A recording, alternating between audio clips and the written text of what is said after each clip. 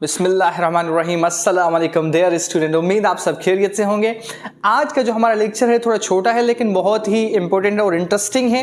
तो आज हम यूनिसेलुलर की बात करेंगे। यूनिसेलुलर में क्या ऑर्गेनाइजेशंस होती हैं, चलिए शुरू करते हैं। तो पहला क्या है, यूनिसेलुलर ऑर्गेनाइजेशन और कॉलोनियल ऑर्गेनाइजेशन, ये दोनों ही यूनिसेलुलर ऑर्गेनिज्म की ऑर्गेनाइजेशन है। तो वन बाय वन डिस्कस करते हैं। यूनिसेलुलर पहले क्या होता है ये समझेंगे।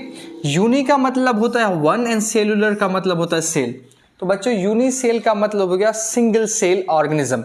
डिफाइन कैसे बना सकते हैं यूनिसेलुलर का, हम सिंपली कह सकते हैं कि unicellular are single cell organism. ऐसे ऑर्गेनिज्म जो एक सेल के बने हुए हैं उन्हें क्या कहा जाएगा, यूनिसेलुलर ऑर्गेनिज्म कहा जाएगा।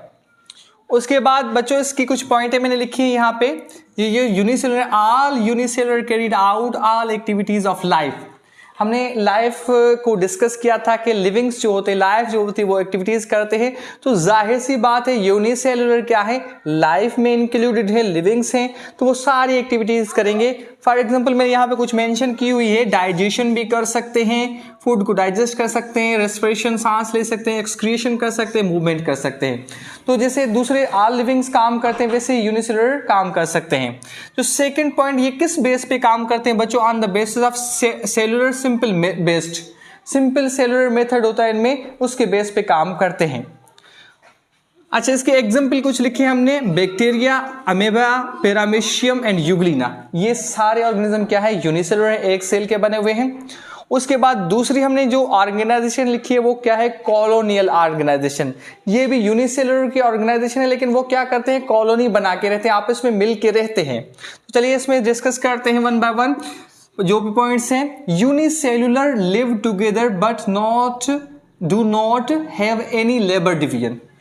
यूनिसेलुलर फॉर एग्जांपल यहाँ पे एक हम बना लेते हैं कि यहाँ पे बहुत सारे यूनिसेलुलर आपस में मिल के रह रहे हैं, बट ये क्या, ये पॉइंट देखें, do not have any labour division, इनमें कोई लेबर डिवीजन नहीं होती।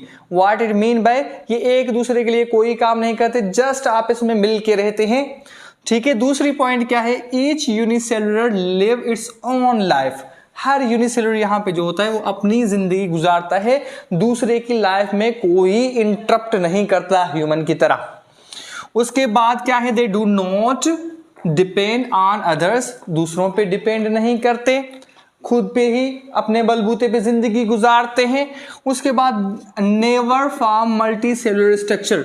तो बच्चों ये कभी भी मल्टी सेलुलर, ऐसा नहीं कि सर आप मल्टी सेलुलर पढ़ेंगे तो मेनी सेल, तो आप कहेंगे सर यहाँ पे सिंगल सेल होते हैं, ये कभी भी एक स्ट्रक्चर बना के मल्टी सेलुलर नहीं बन जाते, ये हमेशा ही क्या होते हैं, यूनिसेलुलर होते हैं, जस्ट आप इसमें मिल के रहते हैं, ना कोई एक दूसरे के लिए काम करते हैं। तो इसका बेस्ट एग्जांपल क्या है, वोल्वोक्स और अमेबा को या पैरामीशियम हमारे जो बुक में दिए गए हैं, हम दोनों को नेक्स्ट लेक्चर में देखेंगे। होप आपको वीडियो समझ में आएगी। अगर कोई कंफ्यूजन है तो आप कमेंट्स बॉक्स में पूछ सकते हैं। आपको हमारे लेक्चर अच्छे लग रहे हैं तो हमारा चैनल सब्सक्राइब करें और बेल आइकन्स को दबाएं ताकि जितनी न्यू अपडेट्स हो आप तक पहुंच सके। Thank you.